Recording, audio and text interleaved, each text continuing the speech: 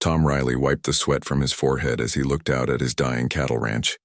The sun was setting behind the hills, painting everything orange, but all Tom could see was failure. 15 years of his life poured into this land, and now it was slipping away like sand through his fingers. His wife Lisa sat on the porch steps holding another rejection letter from the bank.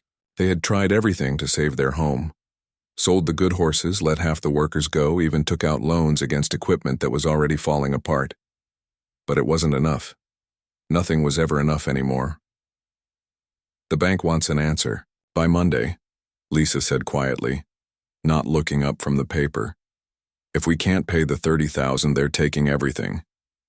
Tom kicked at a loose stone. $30,000 might as well have been $30 million. They had maybe $200 left in their account, and that had to last them the rest of the month. The cattle weren't selling because of the drought.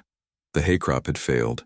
Even their old pickup truck was making strange noises that they couldn't afford to fix. Maybe we should just let it go, Lisa whispered. Start over somewhere else. But Tom couldn't give up. This ranch had been in his family for 3 generations. His grandfather had built the main house with his own hands. His father had taught him to ride horses in these same fields. Every fence post, every gate, every corner of this land held memories that he couldn't bear to lose. That night, Tom drove into town feeling like a man with nothing left to lose. The main street was quiet except for Murphy's bar, where warm light spilled out onto the sidewalk. Tom had never been much of a drinker, but tonight felt different. Tonight felt like the end of everything he had worked for. Inside Murphy's, the usual crowd was there. Ranchers complaining about prices, truck drivers, passing through, and in the back corner, a group of men around a poker table. Tom recognized most of them. Local business owners, a few ranchers like himself, and one face he didn't know. The stranger was well-dressed, too well-dressed for Murphy's bar.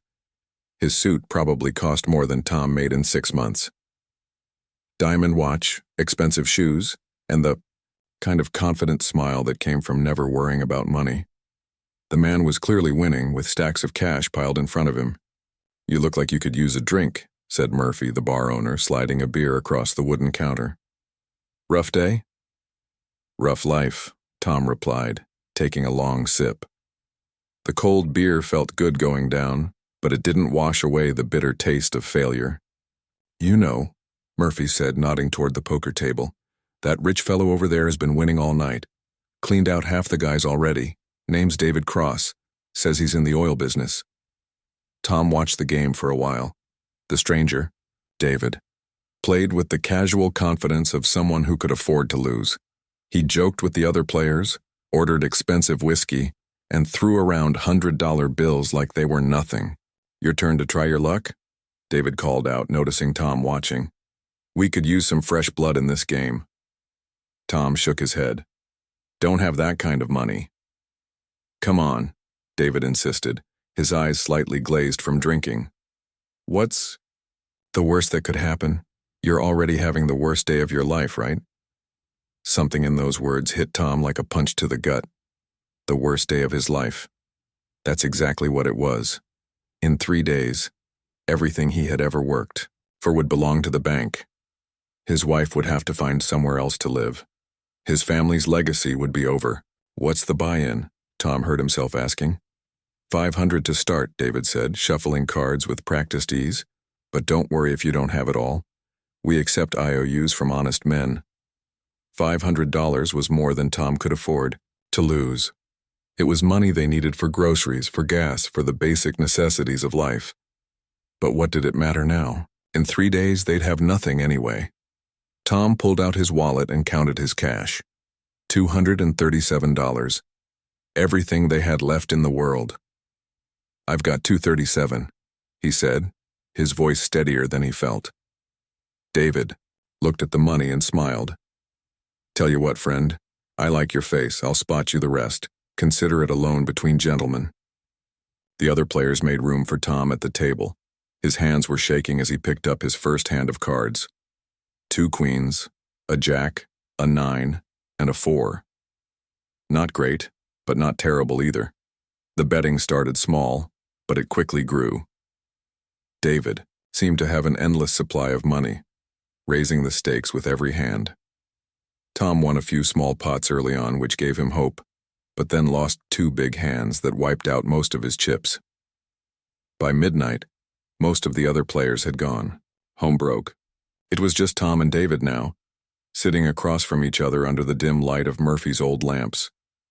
The bar had emptied out except for Murphy himself, who was cleaning glasses and pretending not to listen. "You're a stubborn man," David said, taking another sip of his whiskey. "I respect that, but you're also broke."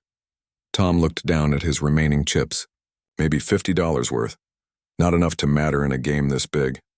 "I've got something else," Tom said, surprised by his own words. "My ranch, 300 acres, good land, solid house. It's worth way more than what I owe on it." David's eyebrows went up. "You want to bet your ranch? That's serious business, friend." "I'm a serious man with serious problems," Tom replied. "The bank's taking it Monday anyway if I can't pay what I owe. At least this way I have a chance." David was quiet for a long moment, staring at Tom with an expression that was hard to read. Then he reached into his jacket and pulled out a folder of legal papers. "Funny thing," David said slowly. "I've got something that might interest you, too. Something that's been weighing on my conscience for weeks now." He opened the folder and Tom saw official-looking documents with court seals and signatures, custody papers, birth certificates. "My wife died 3 weeks ago," David continued, his voice getting quieter. "Complications during childbirth, twins. A boy and a girl. Beautiful babies, both healthy, thank God." Tom felt his heart skip a beat. He and Lisa had tried for 15 years to have children. Countless doctor visits, treatments, procedures, and disappointments. It was one of the reasons they were so broke. The medical bills had eaten up their savings just as surely as the drought had killed their crops. "I can't take care of them," David went on. "I travel for work constantly. I drink too much. I don't know the first thing about raising babies, especially not alone. They're with a foster family right now, but that's not permanent." Tom stared at the papers, hardly believing what he was seeing. "Are you saying—" "I'm saying I'll put custody of both babies against your ranch deed," David said. "Winner takes all. You win, you get the babies and enough money to pay off your debts. I win, I get your land." The bar was completely silent except for the tick of the old clock on the wall. Tom's mind was racing. Children, the one thing he and Lisa had wanted more than anything else in the world, but also the biggest responsibility imaginable. 2 babies who would need everything: food, clothes, medical care, education, love. "This is crazy," Tom whispered. "Yeah," David agreed. "It is. But sometimes crazy is exactly what life calls for." Tom thought about Lisa waiting at home, probably lying awake, worrying about their future. He thought about his grandfather's weathered hands teaching him to work the land. He thought about all the empty bedrooms in their house, rooms they had hoped would someday hold the laughter of children. "One hand?" Tom asked. "One hand," David confirmed. "Winner takes everything." Tom nodded and picked up the cards David dealt him. His hands weren't shaking anymore. Whatever happened next, this was his moment to fight for a different kind of future. The cards felt heavy in his hands as he looked at them. A pair of 10s, an ace, a king, and a queen. He could discard and try for a straight or keep the pair and hope for 3 of a kind. David was watching him carefully, trying to read his expression. But Tom had spent enough years dealing with cattle buyers and bank managers to keep his face neutral. He discarded the ace and king, asking for 2 new cards. The first card made his heart jump. Another 10, 3 of a kind. The second card made his hand start shaking again. Another 10, 4 10s, one of the best hands possible in poker. David drew 1 card, which meant he was probably going for a straight or a flush. Tom tried to keep breathing normally as David examined his new card, then carefully arranged his hand. "Well," David said finally, "this is it. Everything on the table." He laid down his cards. A flush. 5 hearts. A very good hand. Good enough to win most poker games, but not good enough to beat 4 10s. Tom set down his cards with trembling fingers. David stared at them for a long moment, then let out a long, shuddering breath. "Well," he said quietly, "looks like those babies have a new daddy." Tom couldn't speak, couldn't move. In one night, his entire life had changed. He had saved his ranch and gained the family he and Lisa had dreamed of for 15 years. But as the reality of what had just happened began to sink in, he realized that winning this poker game was only the beginning. Tomorrow he would have to go home and tell his wife that they were now the parents of 2 newborn babies. Tomorrow his real life would begin. Tom sat in his old pickup truck outside the courthouse, staring at 2 car seats in the back. Inside those seats were the 2 smallest human beings he had ever been responsible for. Baby Anna slept peacefully, her tiny fist curled near her face. Her brother Ben was awake, making soft cooing sounds and looking around with curious dark eyes. 3 hours ago, Tom had signed more papers than he had ever seen in his life. Custody papers, birth certificates, medical records, and a thick folder of instructions from the foster family who had been caring for the twins. Now these babies were legally his and Lisa's children. The thought made his stomach flip. The drive home felt like the longest 20 minutes of his life. Every bump in the road made him worry about the babies. Every turn made him check the mirrors to make sure the car seats were still secure. He had never driven so carefully in his entire life. Lisa was waiting on the porch when he pulled up. She had been pacing there since he called her from the courthouse, trying to explain what had happened, trying to make sense of how their childless marriage had suddenly become a family of 4 overnight. "Oh my God," Lisa whispered when she saw the car seats. "They're real. They're actually real." Tom carefully lifted Anna's car seat from the truck. She was so light, so fragile. He had handled newborn calves that weighed more than this little girl. Lisa took Ben's seat with shaking hands, tears streaming down her face. "They're beautiful," she said, her voice breaking. "Tom, they're so beautiful."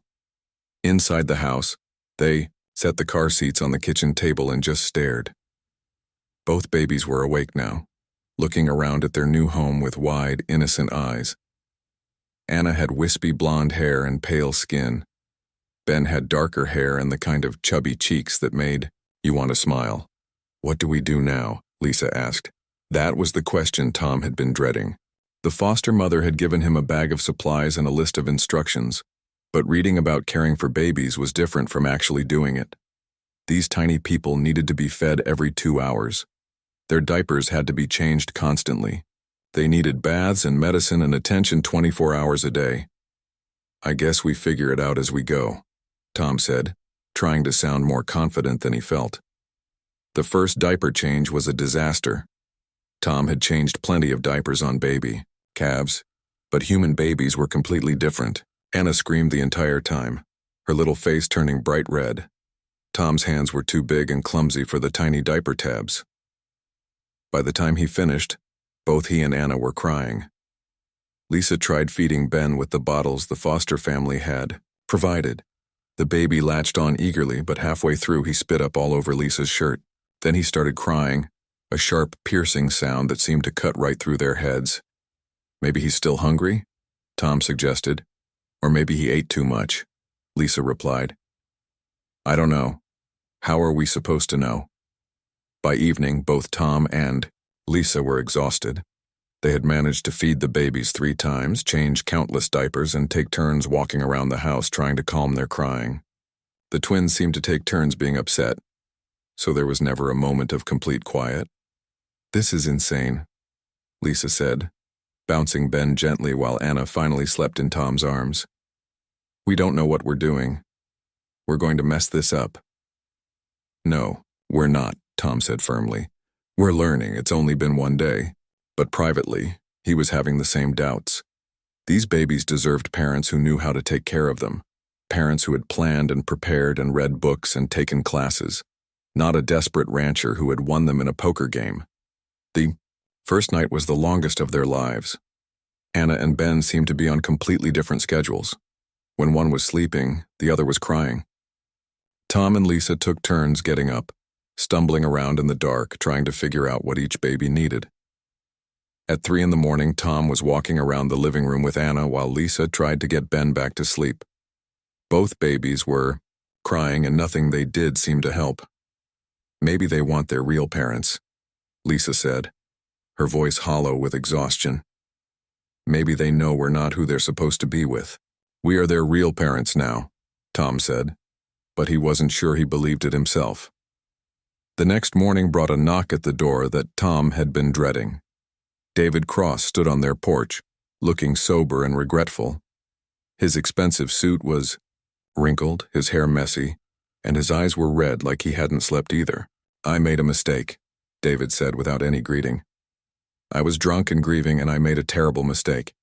I want my children back." Lisa was holding Ben, and Tom saw her arms tighten protectively around the baby. "You can't," she said. "We have legal custody. We signed papers." "Papers can be changed," David replied. "I've already talked to my lawyer. A poker game isn't a proper way to decide custody of children. Any judge will see that." Tom felt his world starting to crumble again. Just when he thought they might actually be able to make this work, here was David wanting to take it all away. "You said you couldn't take care of them," Tom reminded him. "You said you traveled too much that you didn't know how to raise babies." "I'll figure it out," David said. "They're my blood, my wife's children. They belong with me." "Do they?"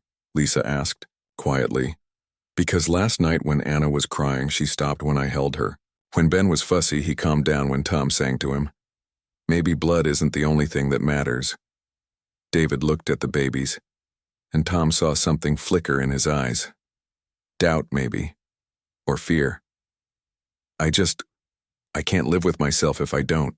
Try to be their father." "Then be their father," Tom said. "But be the kind of father they need, not the kind you think you should be." They stood there in uncomfortable silence. 3 adults trying to figure out what was best for 2 innocent babies who couldn't speak for themselves. "Give me a week," David said finally. "Let me see how I do with them for a week. If I can't handle it, if they're not happy, then we'll talk about what's best." Tom looked at Lisa and saw his own heartbreak reflected in her eyes. They had only had the babies for 2 days, but already the thought of giving them up felt impossible. "They need stability," Lisa said. "They need routine and consistency. You can't just try being a father for a week like you're test driving a car." "I know," David said. "But I have to try. You have to understand that." What Tom understood was that their brief dream of parenthood might be ending before it had really begun.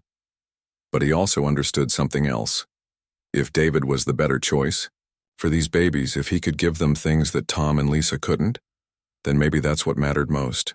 "Okay," Tom said, the word feeling like glass in his throat. 1 week. But they stay here tonight. They need consistency, and they've already had enough changes. After David left, Tom and Lisa sat on their couch holding the babies. Anna was sleeping again, her tiny hand wrapped around Lisa's finger. Ben was awake but quiet, looking up at Tom with those serious dark eyes. "What if we lose them?" Lisa whispered. "Then we'll still have had this," Tom replied. "These moments, this feeling of being parents, even if it's just for a little while." But as he looked down at Ben's trusting face, Tom knew that a little while wouldn't be enough. These babies had already changed something fundamental inside him. The thought of going back to their empty house, their quiet dinners, their childless future felt impossible now. He had fought for his ranch because it was his family's legacy. Now he realized he might have to fight even harder for the family he had unexpectedly won.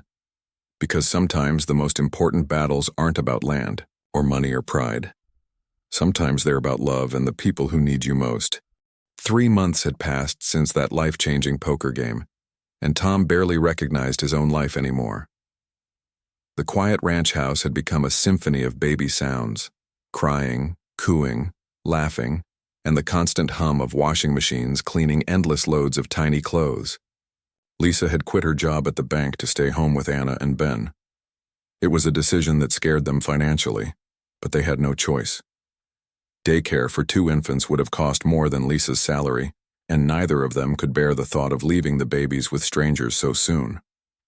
Tom now woke up at 5 every morning, not to check on cattle but to help with the first feeding of the day.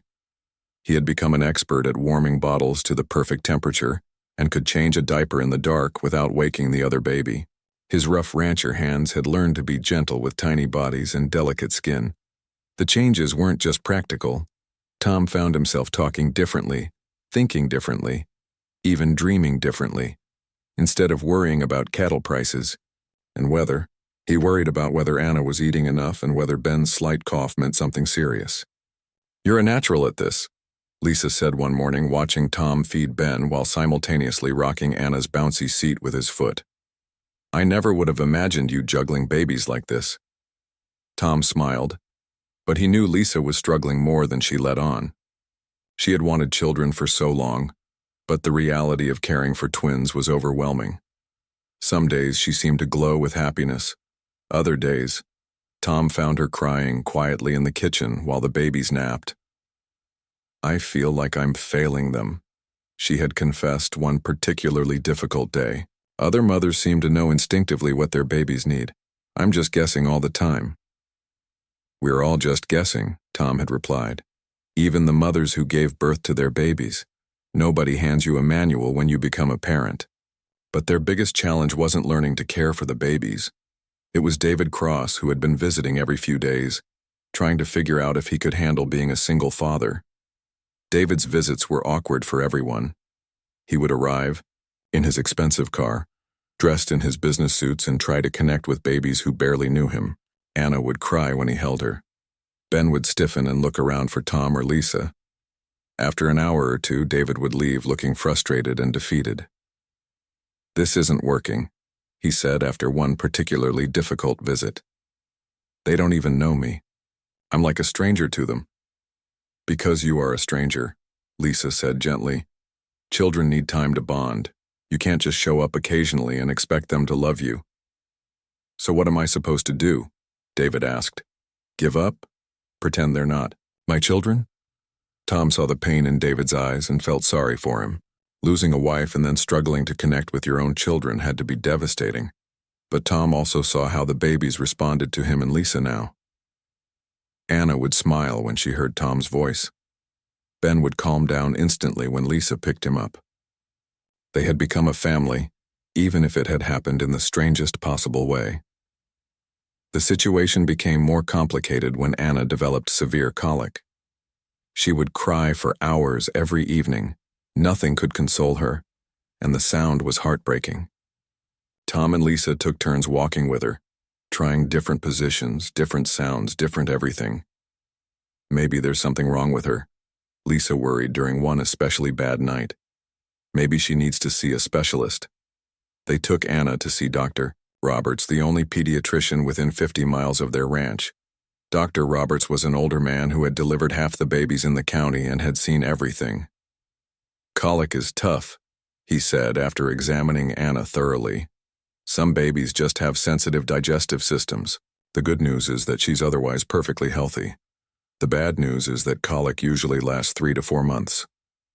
4 months? Tom asked, calculating how many sleepless nights that meant. "Sometimes longer," Dr. Roberts said. "But I can tell you're both doing everything right. She's gaining weight, hitting her milestones, and clearly well-loved. Some babies are just fussier than others." While Anna struggled with colic, Ben was having different issues. He seemed slower to reach certain milestones than other babies his age. He didn't smile as early as Anna didn't track objects with his eyes as well, and seemed less responsive to sounds. "I'm probably overreacting," Lisa told Tom after researching baby development online. "But some of these sites say he might have developmental delays." The possibility terrified both of them. They scheduled another appointment with Dr. Roberts, who ran a series of tests and asked them detailed questions about Ben's behavior. "It's too early to know for sure," Dr. Roberts said. "Some babies develop at their own pace. But given the circumstances of their birth, it might be worth having him evaluated by a specialist." "What circumstances?" Tom asked. Dr. Roberts looked uncomfortable. "I probably shouldn't say anything, but David Cross's wife was one of my patients.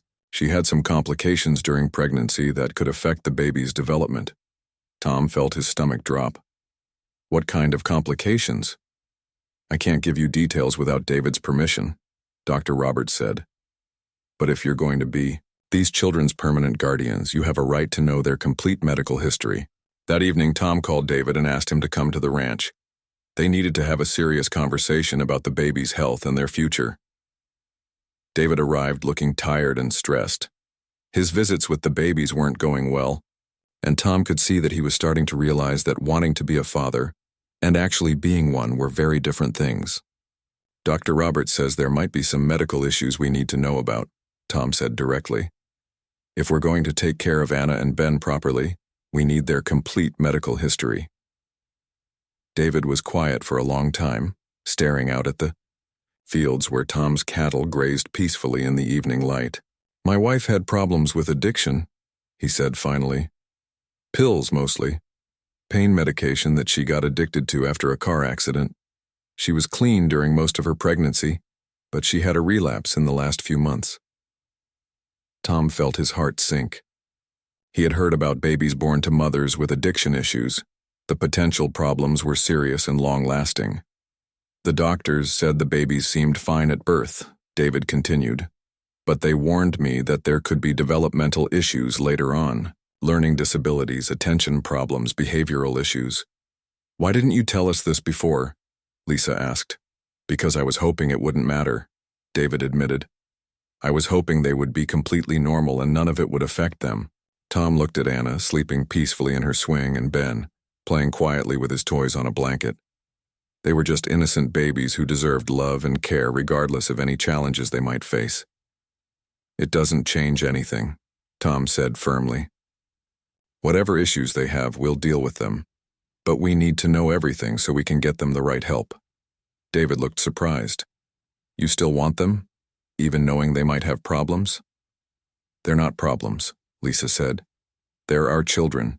All children have challenges. Some are just different than others. Over the next few weeks, Tom and Lisa arranged for Ben to see a developmental specialist in the city. The trip was expensive and stressful, but they needed to know what they were dealing with. The specialist, Dr. Williams, was a kind woman who spent hours evaluating Ben's motor skills, responsiveness, and development. Anna came along for the trip, and Tom was amazed at how much easier it was to travel with babies now than it had been those first few weeks.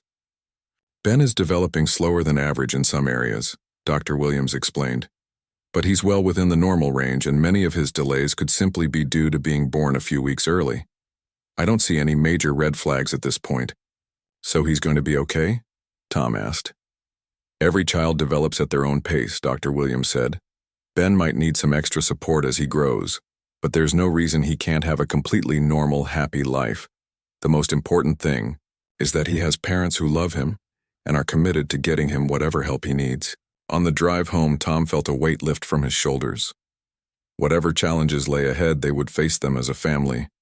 Anna's colic was already starting to improve, and Ben was making progress every day.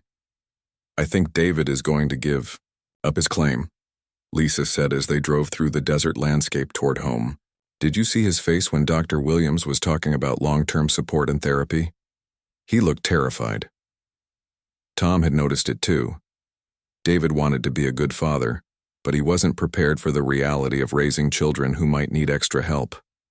His guilt over his wife's death was making him think he should try to be their father, but his fear was making him realize he wasn't ready for that responsibility. Maybe that's for the best, Tom said. These kids need parents who are all in no matter what challenges come up. As they pulled into their ranch that evening, Tom looked at the house where he had grown up, where his father and grandfather had raised their families. Now it would be where Anna and Ben grew up too. It felt right in a way that surprised him. 3 months ago, he had been a failing rancher about to lose everything. Now he was a father to 2 beautiful children who had changed his life in ways he never could have imagined. The poker game had been a gamble, but not in the way he had thought. The real gamble wasn't risking his. Tom was feeding Ben his morning bottle when the knock came at the door. It was too early for visitors, and something about the sharp official sound made his stomach tighten. Lisa answered it while Tom stayed in the kitchen, trying to keep his hand steady as Ben drank his formula. "Tom?" Lisa's voice was strained. "You need to come here." In the living room stood a woman in a business suit carrying a briefcase and clipboard. Behind her was David Cross, looking uncomfortable and avoiding eye contact. Behind them both was another woman, younger and perfectly dressed, with blonde hair and cold blue eyes. "Mr. Riley," the first woman said. "I'm Patricia Webb from Child Protective Services. This is Rebecca Cross, Mr. Cross's wife, and I believe you know Mr. Cross. We need to discuss the custody arrangements for Anna and Ben Cross." "Cross?" Tom repeated. "Their last name is Riley now. We have legal custody." "That's what we're here to discuss," Rebecca Cross said, her voice sharp and impatient. "My husband made a mistake while he was grieving and intoxicated. Children cannot be won in poker games like property. We're here to correct this situation." Tom looked at David, who was staring at his shoes. "Is this what you want, David? Last time we talked, you seemed to understand that the kids were better off here." "I remarried," David said quietly. "Rebecca and we can provide things for the children that you can't. Better schools, opportunities, financial security." "What we can provide," Rebecca interrupted, "is their rightful place in a proper family, with their biological father and a stable home environment." Tom felt his world tilting. Anna was sleeping in her crib upstairs, and Ben was still drinking his bottle, completely unaware that his entire future was being decided in this conversation. These babies who called him and Lisa Mama and Dada might be taken away from the only parents they had really known. "The children are happy and healthy here," Lisa said, her voice stronger than Tom felt. "They've bonded with us. Taking them away now would be traumatic for them." Patricia Webb made notes on her clipboard.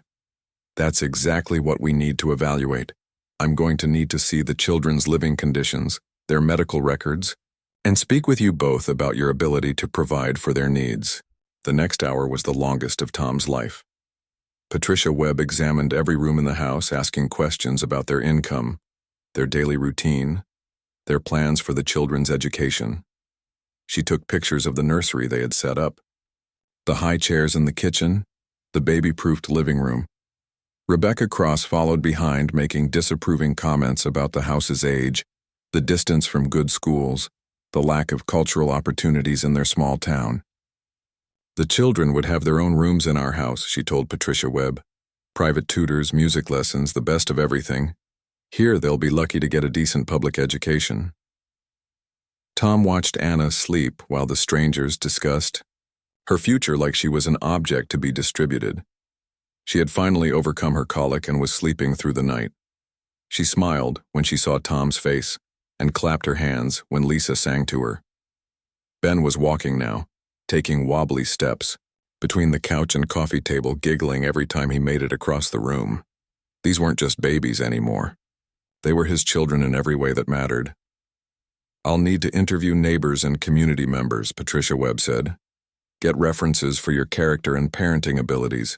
This is a very unusual situation, and the court will want extensive documentation."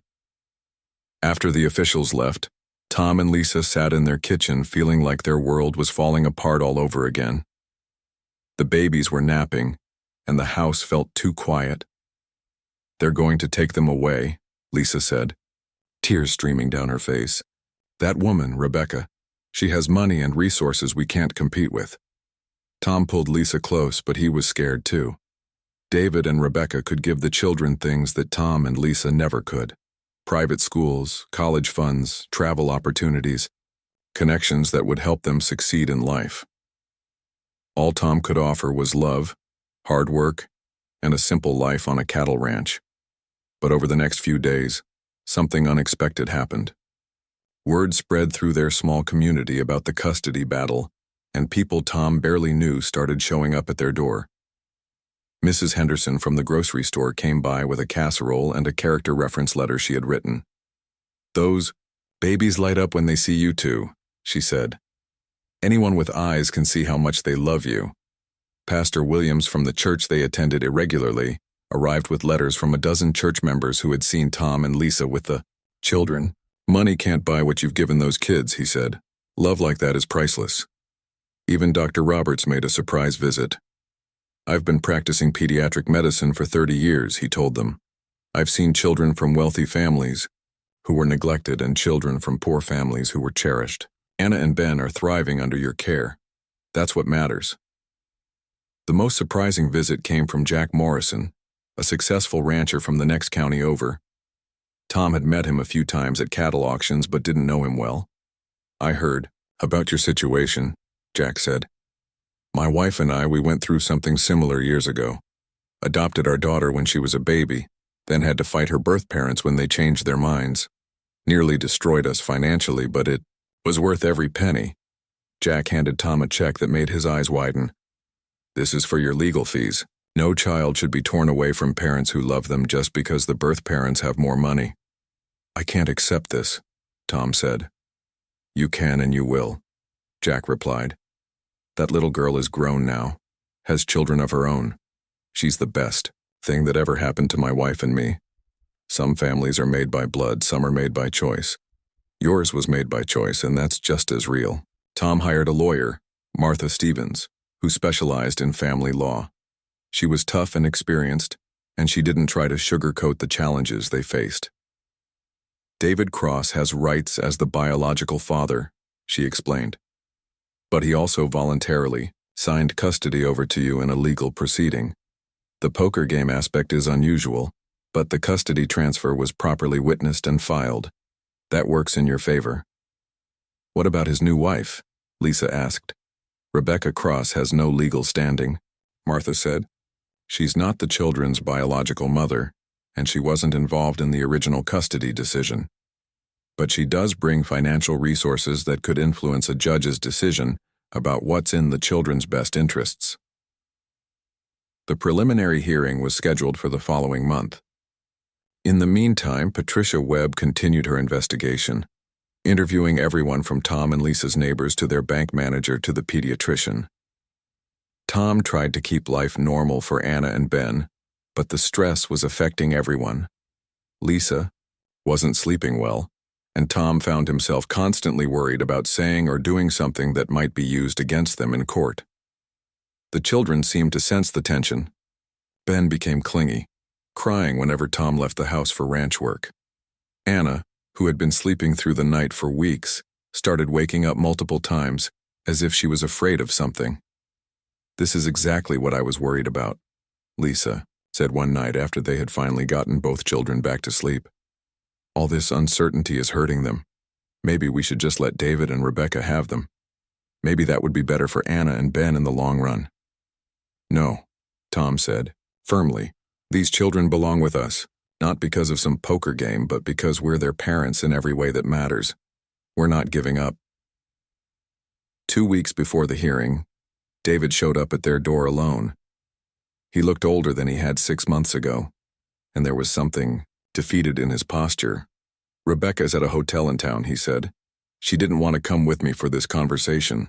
Tom invited him in, and they sat in the living room where Anna and Ben were playing with blocks on a blanket.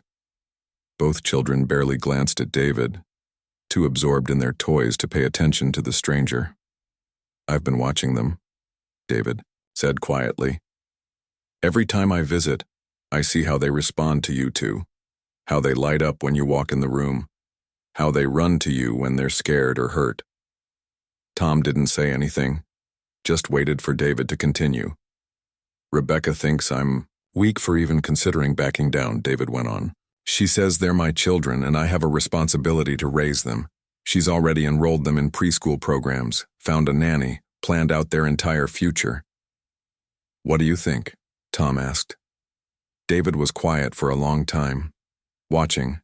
Ben stacked blocks and knocked them down, giggling each time they fell. I think I wanted to be their father to make up for failing their mother, he said finally. I thought if I could raise our children, it would somehow balance out all the ways I let her down when she was struggling with her addiction. That's not how it works, Lisa said gently. I know that now, David replied. Being a parent isn't about making up for past mistakes. It's about putting the children's needs first, even when it's not what you want to hear. Anna crawled over to Lisa and pulled herself up using Lisa's legs, babbling happily. Lisa picked her up, and Anna immediately snuggled against her shoulder, content and secure. "She doesn't even know I'm here," David said, and there was sadness in. 2 years had passed since the custody battle, and the Riley ranch looked completely different. What used to be empty fields now bloomed with rows of organic vegetables that Tom had learned to grow through trial, error, and countless YouTube videos. The old cattle barn had been converted into a greenhouse where Lisa ran a small daycare for other ranch families in the area. Tom never thought he would say goodbye to cattle ranching, but the organic farming had turned out to be more profitable and less stressful than trying to raise beef in an unpredictable market. The vegetables sold well at the farmer's market in town, and several restaurants in the city had started ordering his produce regularly. "Daddy, look!" Anna called from the garden where she was helping Lisa harvest tomatoes. At 3 years old, she was fearless and curious, climbing on everything and asking endless questions about how plants grew. Ben was more cautious, preferring to sit on the porch and watch the activity rather than join in. He had been diagnosed with mild developmental delays, but with regular therapy and extra attention, he was progressing well. His speech was a little behind other children his age, but he was sweet and thoughtful in ways that made Tom's heart swell with pride. "Those are big tomatoes," Tom said, examining Anna's harvest. "You're getting to be a real farmer." "I'm going to be a farmer like you," Anna announced, dirt smudged on her cheeks and her blonde hair escaping from its ponytail. "You can be anything you want to be," Lisa said, lifting Ben onto her hip. "Farmer, doctor, teacher, anything at all." The transformation in their lives went deeper than just the ranch. Tom had discovered a patience and gentleness in himself that he never knew existed. Lisa had found confidence in her abilities as a mother and businesswoman. Their marriage, which had been strained by years of infertility struggles and financial stress, was stronger now than it had ever been. "I have news," Lisa announced at dinner that evening, after the children were settled in their high chairs with cut-up vegetables and chicken nuggets. "Big news." Tom looked up from helping Ben with his sippy cup. Lisa's face was glowing with excitement and something else, something that made Tom's heart start beating faster. "I'm pregnant," she said simply. Tom stared at her, unable to speak, for a moment. After 15 years of trying, after accepting that they would never have biological children, after building their family in the most unexpected way possible, Lisa was pregnant. "Are you sure?" he finally managed to ask. "Very sure," Lisa said, laughing at his shocked expression. "Dr. Roberts says it happens sometimes. When couples stop stressing about getting pregnant and focus on other things, their bodies relax, and it just happens naturally." Tom got up and pulled Lisa into a hug, spinning her around the kitchen while Anna and Ben clapped their hands and giggled at their parents' excitement. "Baby?" Anna asked, understanding more than they sometimes gave her credit for. "Yes, sweetheart," Lisa said, sitting back down and pulling Anna close. "You're going to have a little brother or sister." Ben looked confused by all the excitement, but he smiled when Tom picked him up and kissed his cheek. "More family," Tom explained. "Our family is getting bigger." That night, after the children were asleep, Tom and Lisa sat on their front porch, looking out at the peaceful ranch. The financial stress that had nearly destroyed them was gone. The empty feeling that had haunted their childless years was gone. The uncertainty about their future was gone. "I keep thinking about that night at Murphy's bar," Tom said. "If someone had told me that losing everything in a poker game would actually save my life, I never would have believed them." "You didn't lose everything," Lisa reminded him. "You won everything. You just didn't know it at the time." The next morning brought a surprise visitor. David Cross pulled up in a modest sedan instead of the luxury car he used to drive. He looked healthier than he had in years, clear-eyed and sober, wearing jeans instead of an expensive suit. "I hope it's okay that I came by," he said when Tom answered the door. "I know we usually plan visits in advance, but I had some news I wanted to share." David's visits had become regular but comfortable over the past year. He came once a month, bringing small gifts for Anna and Ben, and spending a few hours playing with them in the yard. The children had learned to call him Uncle David, which seemed to work for everyone involved. "Uncle David!" Anna shouted, running to him for a hug. She had no fear of strangers and treated everyone like a potential friend. Ben was more reserved, as always, but he smiled when David knelt down to his level and offered him a high five. "I wanted to tell you that I've been sober for 18 months now," David said once they were all settled in the living room. "I joined a support group, started seeing a therapist, and I've been working to understand why I made so many destructive decisions after my wife died." "That's wonderful," Lisa said. "We're proud of you for doing that hard work." "I also wanted to thank you," David continued, "for letting me be part of their lives without making it complicated, for understanding that I needed to figure out how to be healthy before I could have any kind of relationship with them." Tom watched Anna show David her collection of rocks from the garden, while Ben played quietly with his blocks nearby. These children had no idea how many adults had fought over them, worried about them, and made difficult decisions about their future. To them, this was just their normal life with people who loved them. "There's something else," David said. "I've set up education funds for both of them. Nothing huge, but enough to pay for college when the time comes. I know you're doing great now, but I want to make sure they have every opportunity possible." "You don't have to do that," Tom said. "I know," David replied. "But I want to.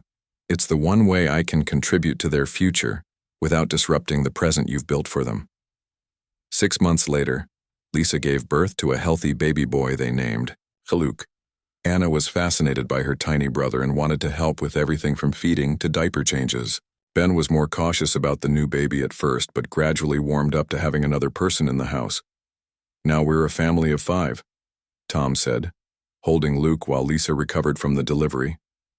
"I never thought I'd see the day."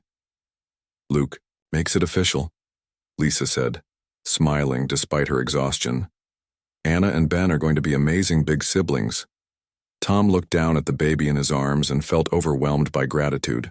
This little boy would grow up with siblings who adored him and parents who had learned to appreciate every moment of family life.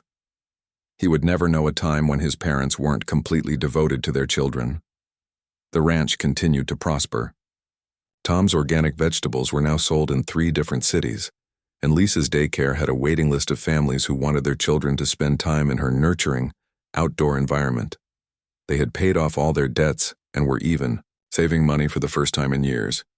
"I want to expand the greenhouse," Tom told Lisa one evening while they watched their 3 children play in the backyard. Anna was pushing Ben on the swing set that David had finally bought them, while baby Luke slept peacefully in his bouncy seat. "And I want to start a preschool program," Lisa said. "Not just daycare, but actual early childhood education, especially for kids like Ben who need extra support." They were planning and dreaming again, but now their dreams included 3 children who had made them better people than they ever thought they could be.